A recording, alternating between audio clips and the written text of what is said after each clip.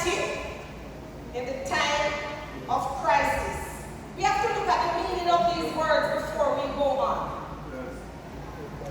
Maintaining. What is maintaining?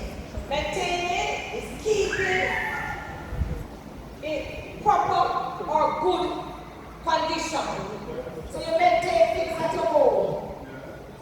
If you have your cooking stove and you do not maintain it, clean it, two things is going to get rot. Because things boil over, you have to clean it up and make sure. So it is maintaining is to keep it proper condition. Sanity. What is our sanity? What is sanity? The state of having a normal, healthy mind. The state of having a normal, healthy mind. And crisis. Crisis is a time of supreme trouble. A time of trouble and problem. A time of trouble and problem. So, the topic here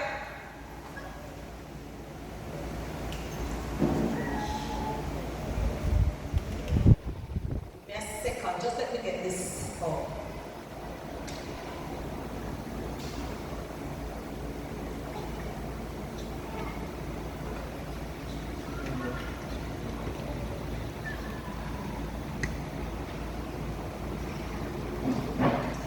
We are faced with all types of crises in our daily affair. Isn't that so? Remember, crisis is problem.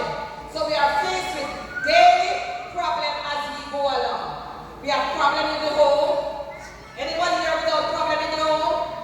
No, there's crisis in the home. Crisis at school. For those of you who are at school. Crisis in the community. There are crisis in the community.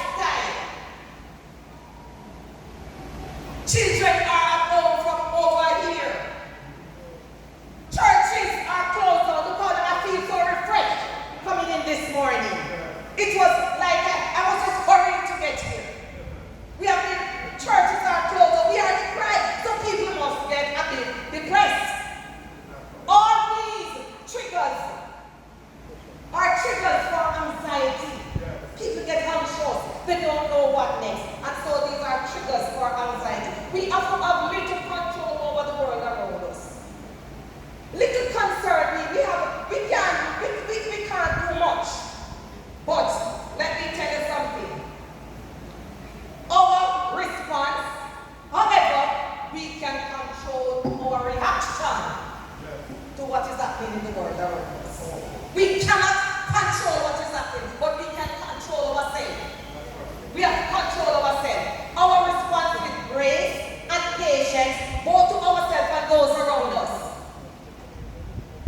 Our ability to resilient, bounce back.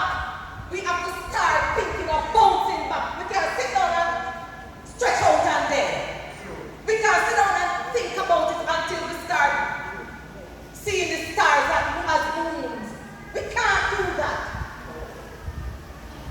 If we are going to sit down and mope and fret even as Christians about what is happening, when we meet someone, let's not just start talking about the coronavirus. Start talking about the love of God. Start talking about it. Let that be on the fleshy table of our hearts. We have to bounce back in times of struggle, and our focus on what is most important to get us through. Let us focus on what we're going to do to get us through this situation. Things we can do to maintain sanity. Because that's what we have to think of. What can I do to maintain sanity in a time like this? Notice when you are worried. Notice when you are worried. Don't let it slip out until you get out of this world. Notice that it is coming on. Ask yourself the question. Am I worrying hypothetically? And hypothetically means that is worrying about something you can't do nothing about. A lot of us worrying hypothetically, because we're worrying about things that we can't change. We can do absolutely nothing about it. Do not worry about what you cannot change. The greatest way to deal with problems you have no control over is to pray. Pray. Seek divine intervention. Seek the will of God. We serve a big, mighty God. He knows how to take care of us. And when we sit down and the cares of the world is coming upon us, throw it aside. Throw the cares of the world aside. Because Peter said, "Me done in the name of Jesus." He promises to provide for me. Amen. Some of us, we sit down and we move. But listen, engage in some activities that you can find meaningful and enjoyable. I am out of a job. This time the time we're all of us, most of us are out of a job. What can I do to occupy my time meaningfully?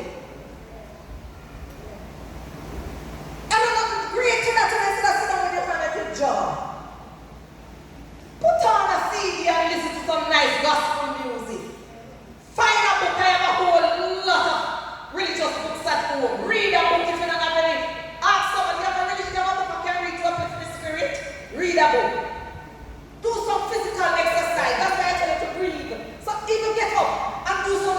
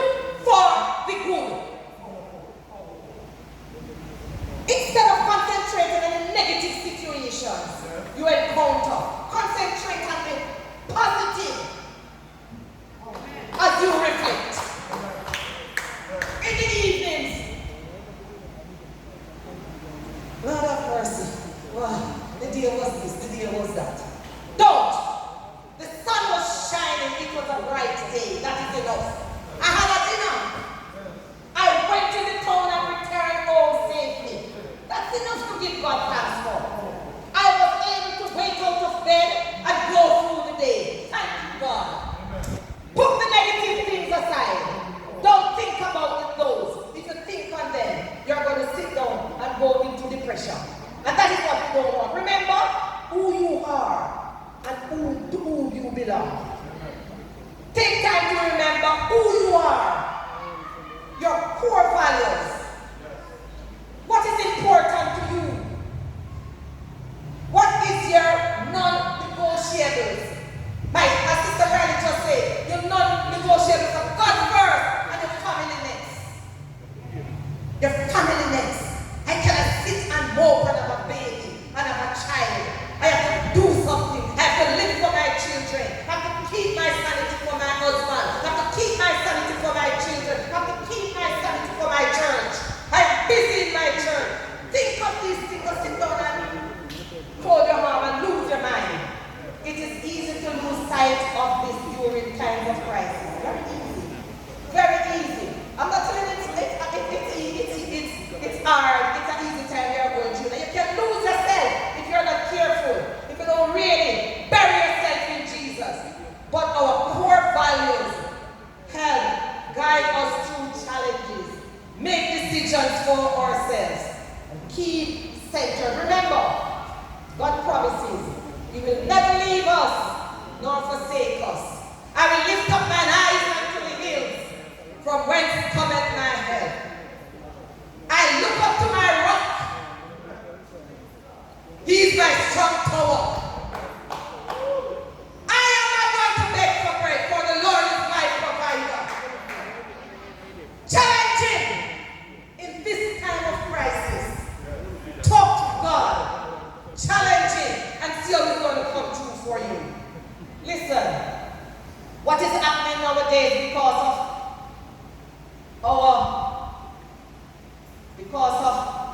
what is going on, all the challenges and the depression, homes are getting miserable. Homes are getting miserable. And not just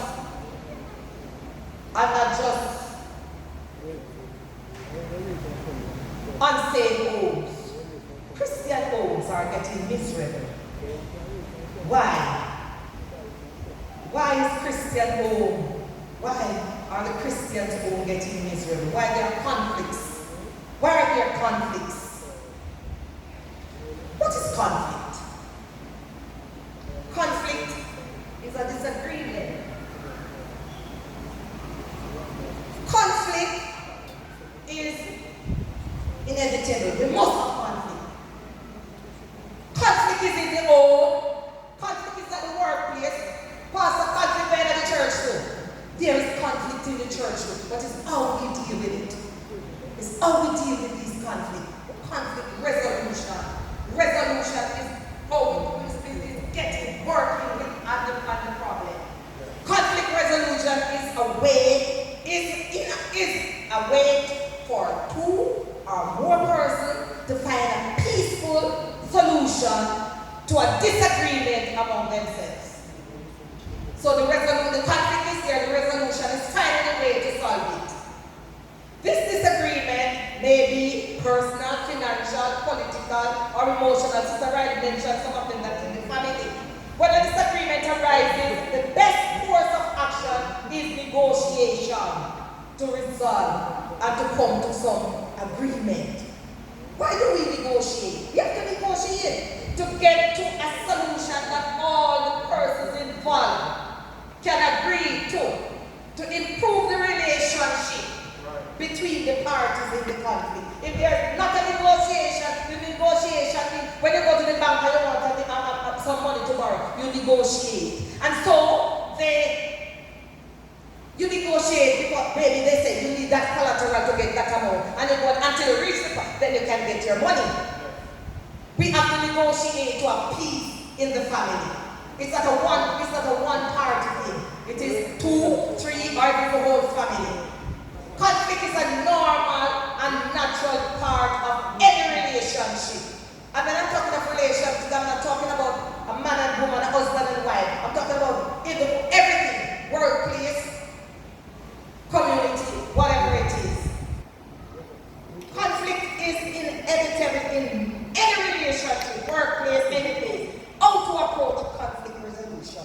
That's what we want to get into the meat of the matter now. How do we approach conflict resolution? Because if there are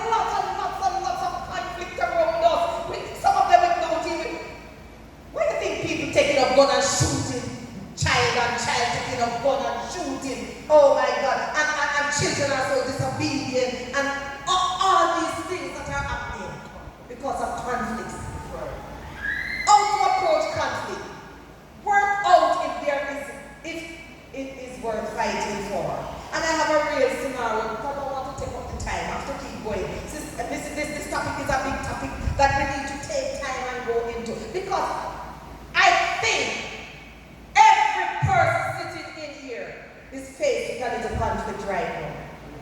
Yes, we have a little conflict some way, somehow, and we don't even know how to deal with it at times. First, you work out if the issue is working, fighting over.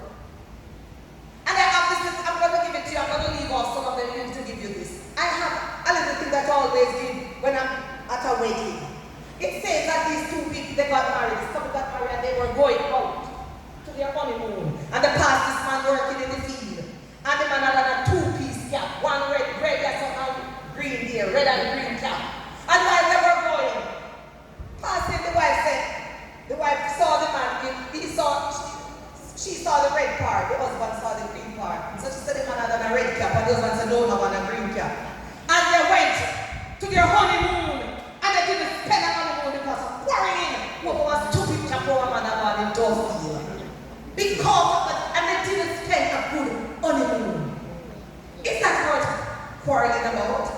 It's a conflict, as simple as that. That's spoiled a honeymoon. Try to separate the problem from the person. Some of us have killed the person. Sometimes the person they don't understand what is going on. Why you mean it? Separate the problem. We as Christians tend to attack the person. We need to attack the demon that is in the person. It's not the person. It is the demon that is operating in the person. And even in our homes, our children. It's not our children. Real nature is the demon that is operating in the child. Separate the problem from the person. Try to cool off first before even starting to talk. Because when in a rage, we cannot talk softly. Try to cool first. If you feel too hungry, don't say anything to your wife, don't say anything to your other, don't say anything to the boss. Wait. Keep in mind that the idea is to solve the conflict.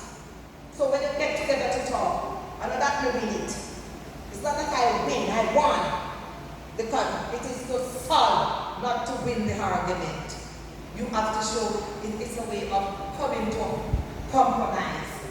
Coming to a compromise. I won't come that far away because the time is going. Conflict can happen when members have different views or beliefs. That when conflict is not resolved peacefully, it can lead to argument and resentment. Husband and wife into the house and they don't talk for days. Two co-workers in the office and they go in and they walk like children. The pastor and the country say good morning. We have to resolve conflict to live normal life. This usually means that everyone agrees to a compromise. Sometimes emotion gets in the way and conflict can only be addressed in a counseling situation. I want to stop now. Conflict can escalate when the person involved are too angry to listen to each other. So stay calm. Try to put your emotions aside. Don't interrupt the other person when the person is speaking. Actively listen to what the other person is saying so you can understand and get the meaning. Communicate your ideas of the story clearly. When it's your time, go communicate, talk about it, and talk clearly and honestly, don't tell any lie. Resist the urge to bring up. That is always happening in a relationship and even in the office place. I mean, when I was at school, something happened last year and something happened this year, and we come to resolve it, and they're bringing up what happened last year. Never do that. Leave that out. It is unrelated to